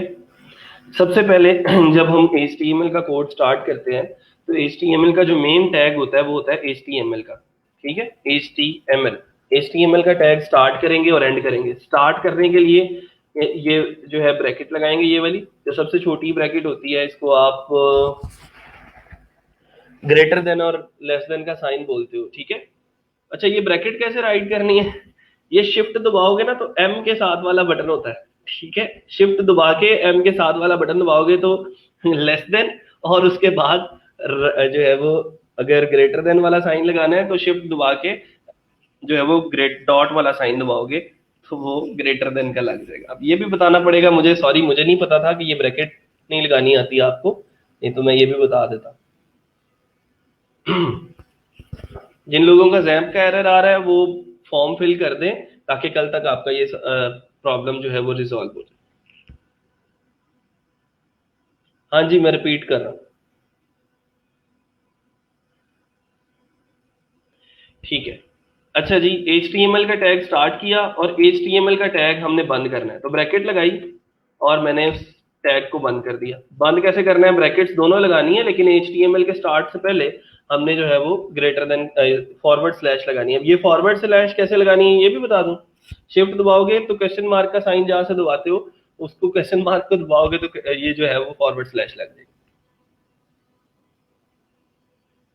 अच्छा, ये हमारा HTML का टैग हो गया। इस HTML के टैग के अंदर आपने सारा HTML का कोड करना है। मैं जो है वो यहाँ पे एक बॉडी का टैग लिखता हूँ। बॉडी का टैग क्या होता है कि बॉडी के अंदर आप उस पूरे के पूरे HTML की जो बॉडी है वो आप लिखते हो। तो बॉडी के टैग लिखने के लिए हमने ब्रैकेट्स लगानी है, उसके अंदर लिखना है बॉडी और उसको एंड भी करना है। ठीक है,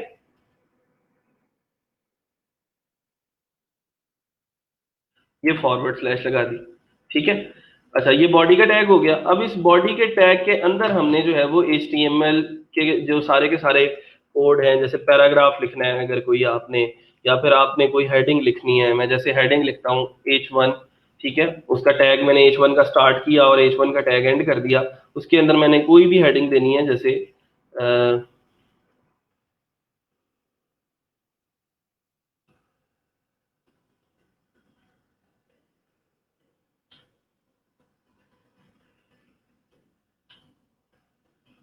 ये मैंने उसके अंदर हेडिंग का कंटेंट जो है वो लिख दिया। तो Pakistan is a beautiful place to visit. ठीक है। और ठीक है जी, मैं कमेंट्स भी देख रहा हूँ साथ साथ। असल में सर, क्या हम एक से ज्यादा टैग की हेडिंग सेम रख सकते हैं? हाँ जी, बिल्कुल रख सकते हैं, क्यों नहीं रख सकते। आप इसी H1 को दोबारा से लगा लो, नीचे एक और H1 लगा लो। ठीक है। और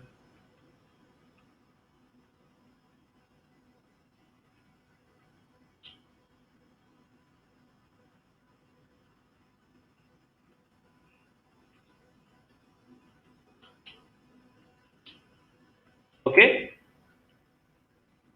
मैंने यहाँ पे ये H1 दिया, देखिए जरा उसका साइज भी सेम है। हाँ जी, इंडेंट डाल लें जरा, वो इसलिए जरूरी है। देखें, मैं इसको थोड़ा सा दोबारा से समझा देता हूँ इंडेंटेशन क्या होती है। मैंने HTML का टैग यहां से शुरू किया था, इस लेवल से। बॉडी उसका सब टैग है, तो बॉडी को थोड़ा सा उसे आगे करके शो किया। फिर बॉडी का आगे सब टैग H1 है, तो H1 को मैंने उससे भी थोड़ा सा आगे करके शो किया, ताकि इसकी इंडेंटेशन का ख्याल रखा जा सके और सारी की सारी चीजें जो हैं वो जरा इस तरह से मैनेज कर सकें हम इसको।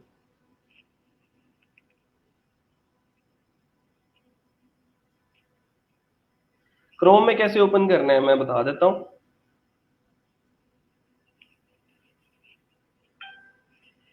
हाँ जी ठीक है, abdul.html रख लें, कोई मसला नहीं है। क्रोम में कैसे ओपन करना है जी, आपने सबसे पहले उस फाइल को तो सेव करना है ना। यहाँ पे जब आपने सबलाइम के अंदर उस फाइल को क्रिएट कर लिया, तो उस फाइल को आपको सेव करना पड़ेगा। सेव कहाँ पे करना है, सी में जाएंगे, जैप के अंदर जाएंगे, htdocs के अंदर जाएंगे और उस फाइल का नाम रख देंगे, जैसे akram.html मैंने रख दिया, तो उसको सेव कर लिया। फिर उसके बाद हमने गूगल क्रोम में आना है, और गूगल क्रोम के अंदर आके जैसे ही हमने कोई कोड उसके अंदर कर लिया, एक दो लाइनें उसके अंदर हमने कोड कर ली, तो हमने यहाँ पे गूगल क्रोम के अंदर आगे लिखना है लोकल होस्ट। ठीक है, क्या लिखा, local host. Local host slash, फिर उसके बाद हमने जो है वो लिखना है badge10.html। इससे क्या होगा, badge10.html उस फाइल का नाम है जिस फाइल के अंदर हम कोड कर रहे हैं। इसको हम एंटर करेंगे तो ये हमें वो सारी की सारी जो उसकी उसके अंदर हमने कोड किया होगा वो सारे का सारा हमें दिखा देगा। सर क्या ये इंडेंट जरूरी है? हाँ जी, जरूरी इसलिए है, मतलब कोड आपका वर्क करता रहेगा, लेकिन इंडेंटेशन जरूरी इसलिए, मैं आपको करके दिखाता हूँ जरा। अगर मैंने इंडेंटेशन ना की होती तो क्या होता, ये मैंने एक ही लाइन में लिख दिया ना, इससे क्या होगा मुझे नहीं पता कि ये जो H1 का टैग है ये कहाँ पे एंड हो रहा है। हो सकता है मैं ये समझ लूँ कि ये वाला H1 का टैग यहाँ पे एंड हो रहा है, हालांकि ये वाला H1 का टैग यहाँ पे एंड हो चुका है। और जब आप 1000 लाइंस ऑफ कोड करते हो तो फिर ये सारी की सारी चीजें मिक्सअप हो जाती हैं। अभी भी अगर आप सेव करके इसका जो आउटपुट है देखोगे तो आउटपुट सेम ही आएगा। ठीक है, आउटपुट में कोई फर्क नहीं है, लेकिन इंडेंटेशन हम करते हैं अपनी आसानी के लिए।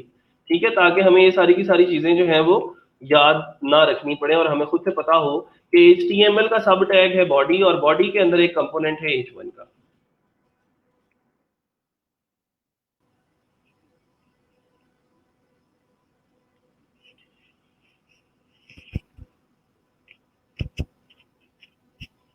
फिर आपने एड्रेस ठीक से नहीं दिया होगा अब्दुल। अगर किसी को मसला आ रहा है, अगर किसी का जैम ठीक चल रहा है, तो मैं आप लोगों को अटेंडेंस का लिंक दे देता हूँ। उस लिंक के ऊपर आप लोग आके मेरे साथ लाइव आ जाओ, अभी क्लास के अंदर मैं आपका प्रॉब्लम सॉल्व कर देता हूँ, अगर कोई आना चाहता है।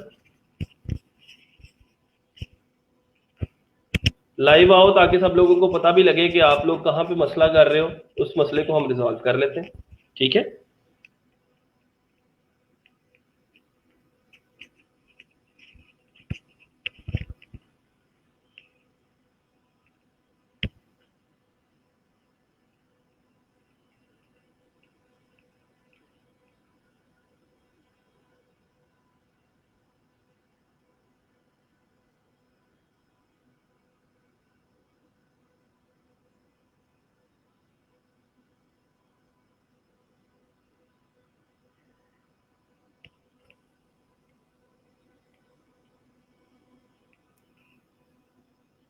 चलें जी।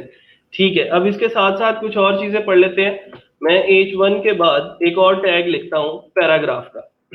ठीक है, पैराग्राफ का टैग लिखा। पैराग्राफ का टैग जाहिरी बात है पैराग्राफ पी से शुरू होता है, तो पी का टैग लिखा। ये पी के अंदर मैंने पी को इनक्लोज किया ब्रैकेट्स के अंदर, ये पी का टैग स्टार्ट किया और ये पी का टैग मैंने एंड कर दिया। और इसके अंदर मैंने कुछ जो है वो अपना डमी कंटेंट जो है वो डाल दिया। कोई कह लें कि आप 100 वर्ड्स का डमी कंटेंट मैंने उसके अंदर डाल दिया, और ये पैराग्राफ मैंने यहाँ पे राइट डाउन कर दिया।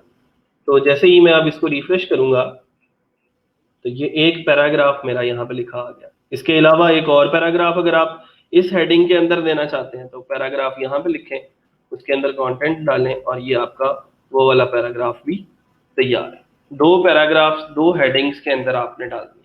पैराग्राफ का मतलब क्या है, पैराग्राफ कैसे बनाना है, सिंपल पी का टैग शुरू करना है, पी का टैग एंड करना है, उसके अंदर जो भी लिखोगे वो एक पैराग्राफ की शक्ल के अंदर आपको मिल जाएगा।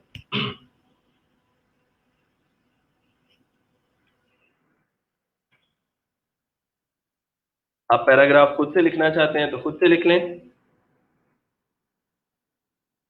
आमतौर पे खुद से ही लिखते हैं, ठीक है, क्योंकि जो भी कंटेंट आपने अपनी वेबसाइट के ऊपर लिखना होता है वो बड़ा सोच समझ के लिखना होता है कि लोग आए तो आपको, आपकी वेबसाइट को पढ़ें और उससे कुछ ना कुछ फायदा उनको पहुंचे।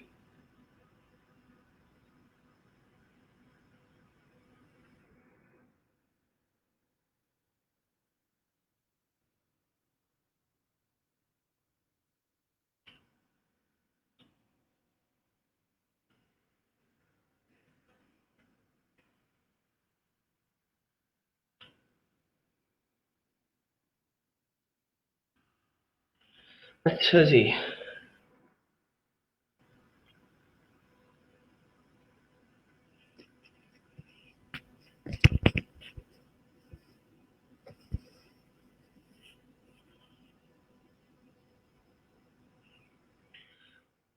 तो सिंपली पैराग्राफ कैसे राइट डाउन करना है, पैराग्राफ का टैग लिखना है, ठीक है।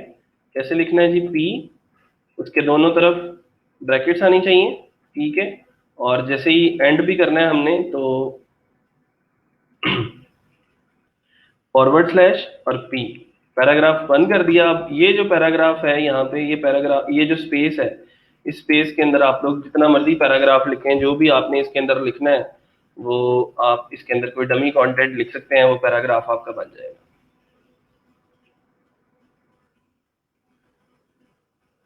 हाँ जी बिल्कुल, ये स्टैटिक पेज के लिए भी काम कर रहे हैं हम। और ज्यादा पैराग्राफ्स बनाना चाहते हैं तो और ज्यादा पैराग्राफ्स बना लें।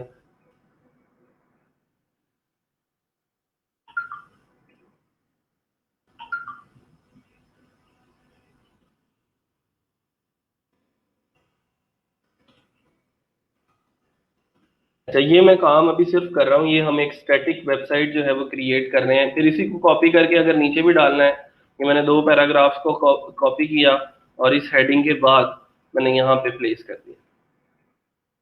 यहाँ तक का काम कितने लोगों ने कर लिया। मैं क्या कर रहा हूँ, अब कुछ बुलेट पॉइंट्स बना रहा हूँ, ठीक है, ताकि बुलेट पॉइंट्स भी हम इसके अंदर डाल सकें। और बुलेट पॉइंट्स के अंदर मैं जैसे यहाँ पे इस पैराग्राफ के बाद मैं एक हेडिंग देता हूँ H1 की, here are the provinces of Pakistan. अच्छा, अब ये देखो जितने लोगों को मसला आ रहा है, मैं पहले भी आप लोगों को बता चुका हूँ कि ये मसला आपने अब उस फॉर्म के अंदर जाके सॉल्व करना है, उस फॉर्म के अंदर लिखना है, ताकि आपका ये मसला जल्द से जल्द सॉल्व हो जाए, ठीक है। अभी जो काम कर रहे हैं ये ना हो कि आप उस मसले को सॉल्व करते करते ये सारे टैग्स जो हैं ये ना पढ़ पाओ और ये गुजर जाए, ठीक है। तो इसको जरा सीख लो। साथ साथ अगर किसी का जैम्प नहीं भी चल रहा, सबलाइन तो चल रहा है ना, तो सबलाइन के अंदर कोड करते जाओ, इतना कम से कम सबलाइन करो, उसको सेव करो फाइल को, और ये कोड सारे का सारा करो। उस फाइल को आप डायरेक्टली उसके ऊपर, जब उसको हमने सेव कर लिया ना .html के नाम से, तो उसके ऊपर जब डबल क्लिक करोगे तो वो डायरेक्टली आपके क्रोम के अंदर ओपन हो जाएगी। उसके लिए आपको जैम्प की जरूरत नहीं है, ठीक है। चलें। अच्छा, here are the provinces of Pakistan, ये मैंने लिख दिया। H1 का टैग यहाँ पे मैंने खत्म कर दिया। उस H1 के टैग के बाद यहाँ पे मैंने बुलेट पॉइंट्स बनाने हैं अब, कि मैं उन जो पंजाब के सूबों के नाम है, मैं वन बाय वन बुलेट्स के अंदर मैं लिखता जाऊं। तो मैं यहाँ पे क्या करता हूँ, एक OL का टैग यूज करता हूँ। OL stands for ordered list, ठीक है। ऑर्डर्ड लिस्ट का मतलब क्या होता है, ऑर्डर्ड लिस्ट होती है कि आपने जितने भी बुलेट पॉइंट्स बनाने हैं उनको ऑर्डर देना है, कि 1 2 3 4 5 6 ये बुलेट पॉइंट्स है, ठीक है। ऑर्डर्ड लिस्ट के अंदर जो पहला लिस्ट आइटम मैं डाल रहा हूँ, लिस्ट आइटम का टैग है। लिस्ट आइटम का टैग किस लिए यूज होता है, स्टार्ट भी किया और एंड भी किया, इसके अंदर मैंने वो लिस्ट आइटम डालना है। सबसे बड़ा और पहला जो सूबा है पाकिस्तान का वो है जी पंजाब, ठीक है। ये एक लिस्ट आइटम हो गई। अगली लिस्ट आइटम डाली मैंने, उसके अंदर लिख दिया सिंध। फिर उसके बाद अगली लिस्ट आइटम डाली, उसके अंदर मैंने लिख दिया बलोचिस्तान। फिर अगली लिस्ट आइटम मैंने डाली, उसके अंदर मैंने लिख दिया KPK। और कुछ कोई फाटा शाटा डालना है तो डाल लो, अब आपकी मर्जी है, ठीक है। गिलगित बल्तिस्तान, इसको हम इकट्ठा कर लेते हैं ना, FATA and Gilgit Baltistan. Water and GB. तो इसका जो आउटपुट है वो रिफ्रेश करके देखते हैं। तो देखें जरा, here are the provinces of Pakistan, ये H1 में लिखा गया। और फिर उसके बाद देखें 1 2 3 4 5, ये हमने तो नहीं लगाया ना, ये हमने तो 1 2 3 4 5 नहीं लिखा, हमने तो सिंपल लिस्ट आइटम्स लिखे थे। और लिस्ट आइटम्स के अंदर उसका कंटेंट दिया था पंजाब सिंध बलूचिस्तान KP के। और ये 1 2 3 4 5 क्यों आया? क्योंकि ऑर्डर्ड लिस्ट लगाई है हमने। ठीक है, ऑर्डर्ड लिस्ट का मतलब ये है कि हमने उसको ऑर्डर में लेके आना है। ऑर्डर अगर नहीं लेके आना ऑर्डर के अंदर, ऑर्डर के बाद हम उसको अनऑर्डर्ड लिस्ट कर देते हैं। यूएल का टैग लगाएंगे तो वो अनऑर्डर्ड हो जाएगा, और ये कुछ इस तरह के डॉट्स जो हैं वो आ जाएंगे। अच्छा जी, अनमोल कह रही है कि सर जी आप मुझे आंसर ही नहीं कर रहे, क्या क्वेश्चन है आपका, बताएं। ऑर्डर्ड का मतलब, ठीक है, ऑर्डर्ड का मतलब ये है कि हमने उसको एक ऑर्डर के अंदर लेके आना है कि जितनी भी लिस्ट आइटम्स हैं वो सारी की सारी एक ऑर्डर के अंदर है। 1 2 3 4 5 6। लेकिन अगर हम ऑर्डर नहीं दिखाना चाहते, 1 2 3 नहीं दिखाना चाहते, तो हम उसको अनऑर्डर्ड भी कर सकते हैं।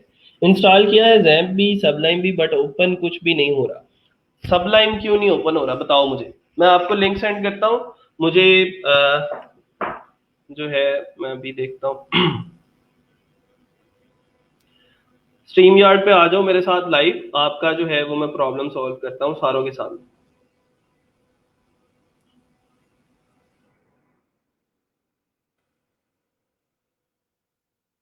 फेसबुक पे हो ना आप? क्या नाम है आपका?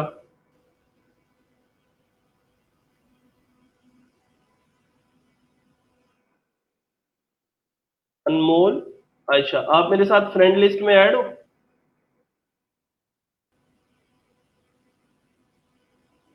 आई थिंक यही है। मैं आपको ये एक लिंक भेज रहा हूँ, इस लिंक के जरिए लाइव आओ जरा अभी। और किस किस का मसला आ रहा है, आ जाओ लाइव, सारे ही आ जाओ। पहले मसले सॉल्व कर लेते हैं आज। ये मैंने लिंक भेजा है आपको, इस लिंक के ऊपर क्लिक करो और लाइव आओ।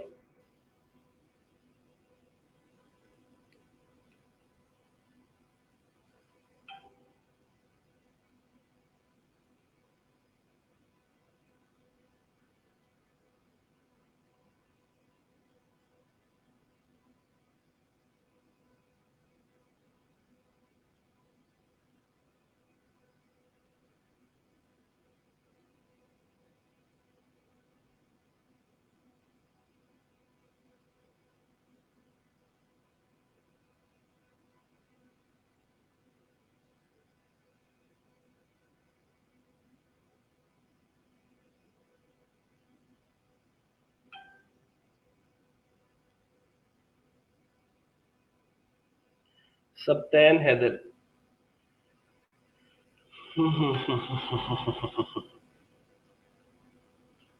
ऐसे तो फिर ऐसे ही सही, आ जाओ।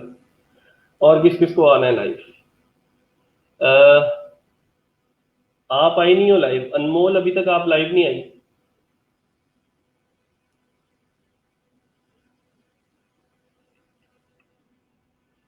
ये हमारे मेंबर्स हैं। हसन पूछ रहे हैं पैराग्राफ जस्टिफाई कैसे होगा। सारा कुछ होगा बेटा, लेकिन ये अभी कुछ लोग हैं इनको प्रॉब्लम आ रहे हैं, मैं जरा इनके मसले सॉल्व कर लूं, फिर उसके बाद देखते हैं। क्या नाम है जी? सब्तैन।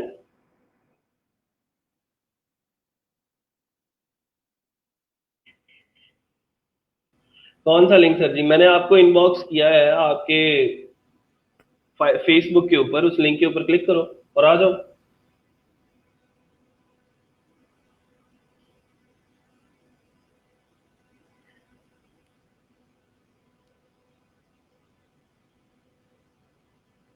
अच्छा जी, और कौन है ये? लुबना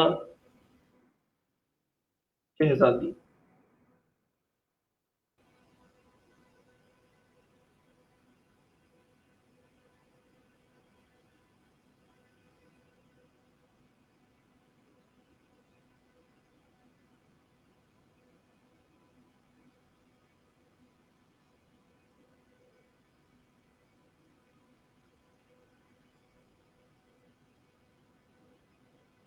हमारा मैसेज वाला माशाल्लाह ऑप्शन ही नहीं चल रहा, मैं क्या करूं बताओ।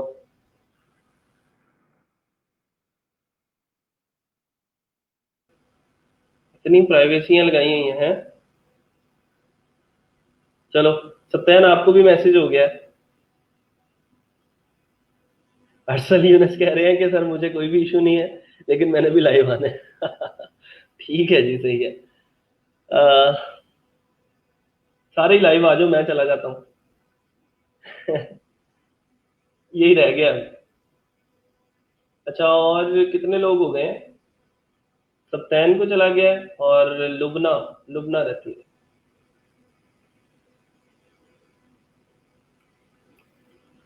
यही है जी लुबना। ये लुबना को हम मैसेज कर रहे हैं यहाँ से।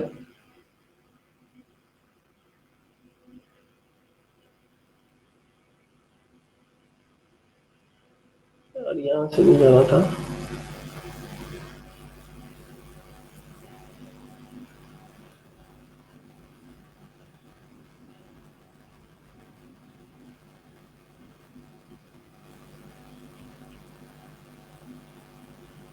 कौन सी वाली है अब लुबना? पता नहीं कौन सी है, ये लोग ही नहीं आ रहे कमेंट्स में यार। कमेंट्स जो है ना वो मुझे यहाँ से जो है वो स्ट्रीम यार्ड कमेंट नहीं करने देगा, जो सॉफ्टवेयर यूज कर रहा हूँ ना। कमेंट में कर दिया तो तुम लोग सारे ही लाइव आ जाने। जितने लोगों को भेजा है वो तो आए।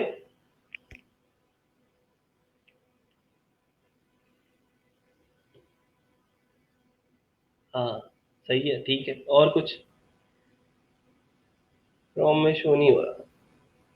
आप लोग डायरेक्टली कर लो। देखो, मैं अब अगर सिंपल सी बात करूँ ना, अगर आप लोगों का कोई जैम्प का मसला चल रहा है, तो मैं यहाँ पे एक नई फाइल जब क्रिएट करता हूँ, उसको मैं सेव करता हूँ। तो मैंने सेव कर लिया एच टी डॉक्स के अंदर ना, उसको मैंने उसका नाम रख लिया लेक्चर 1.html, या फिर आप उसको रख लें ई रोजगार .html। ठीक है, उसके अंदर मैंने कोड किया कुछ, सारे का सारा कोड उसके अंदर जो भी आपने करना है।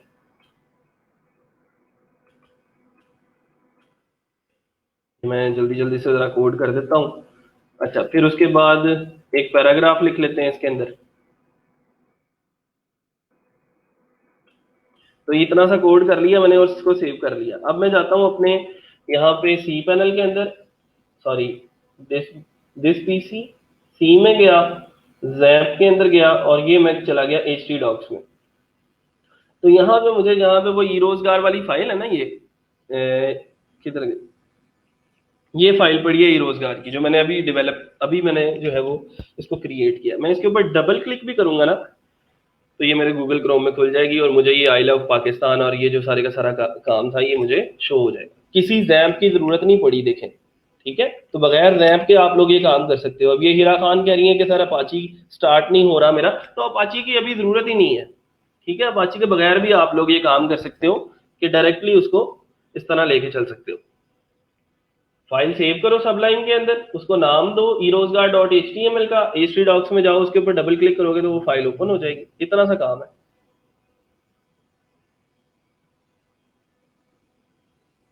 11 बज गए हैं, टाइम आज के लेक्चर का खत्म हो गया, और अभी तक हमारे से एक फाइल जो है वो नहीं बन रही। बहुत सारे लोग हैं जिनको मैं शाबाश भी देना चाहता हूँ, जिन्होंने पहली दफा में ही वो सीख लिया है सारे का सारा काम। लेकिन अभी ये जो लोग जिनको मसले चल रहे हैं, सारे के सारे मसाइल चल रहे हैं, इनको सिंपल करना ये है कि अब इन मसाइल को जल्द से जल्द सॉल्व कर लें। मैं थोड़ा सा आज का जो लेक्चर है मैं उसको अगर रिपीट कर दूं कि आज हमने क्या पढ़ा है। तो हमने आज स्टार्ट किया, ये सारे का सारा काम पढ़ा कि डायनामिक वेबसाइट क्या होती है, स्टैटिक वेबसाइट क्या होती है, और H T M L, C S S, P H P, my S. अभी कुछ लोग ऐसे हैं जिनके सबलाइन भी ओपन नहीं हो रहा, तो आप लोग ना कॉल करें शेजर को, ठीक है, या फिर उसका फॉर्म फिल करें, ताकि आज ये सारे के सारे मसले सॉल्व हो जाने चाहिए। कल को मैं इन मसाइल को अगर टाइम देता रहा तो बेटा लर्निंग कब होगी, काम कब करोगे?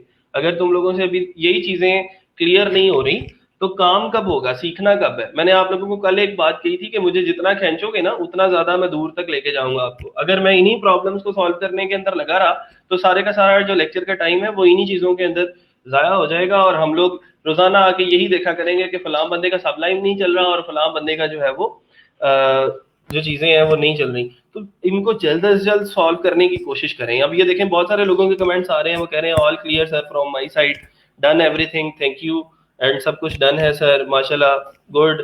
ठीक है, तो ये सारी की सारी चीज़ें जो है ये इसको देख लें। अच्छा, फिर उसके बाद मैं अगर HTML की बात करता हूँ, तो HTML के अंदर हमने एक टैग पढ़ा HTML का, फिर उसके बाद हमने एक टैग पढ़ा हेड का टैग, फिर एक बॉडी का टैग, उसके बाद हमने बॉडी के अंदर एक H1 का, H2, H3, जिसको हम सिंपल अगर हेडिंग ही बोल लें कि हेडिंग के टैग्स पढ़े H1, H2, H3, उनको बंद करना चलाना, ये सारे का सारा कंप्लीट हो गया। और फिर उसके बाद हमने एक चीज पढ़ी है लिस्ट आइटम्स की। ठीक है, लिस्ट आइटम्स जिसको हम बुलेटेड लिस्ट भी बोलते हैं।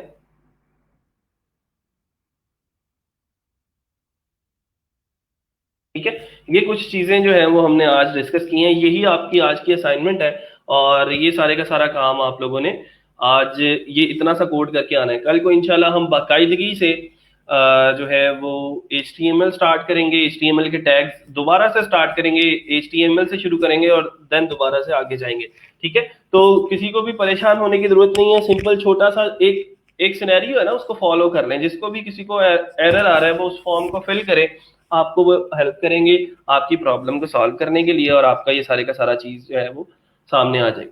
ठीक है जी, आज के लिए इस लेक्चर को खत्म करते हैं, इंशाल्लाह कल मिलते हैं एक छोटी सी ब्रेक के बाद। और यही आपकी असाइनमेंट है कि आपका ये सारे का सारा काम कंप्लीट हो, कम से कम सबलाइम और जैम्प के अंदर किसी को मसला ना हो। और ये कुछ बेसिक से टैग्स हमने आज डिस्कस किए हैं, जिसमें HTML है, हेड का टैग है, टाइटल का टैग है एक बहुत इंपॉर्टेंट जो हमने हेड के अंदर लिखा था। तो टाइटल का टैग आप लगा के उसका ये जो यहाँ पे शो करवाते हो आप लोग, इधर टैब के अंदर जो चीज होती है वो टाइटल के टैग के अंदर आती है। तो यही आपकी असाइनमेंट है, इसको आपने आज कंप्लीट करना है।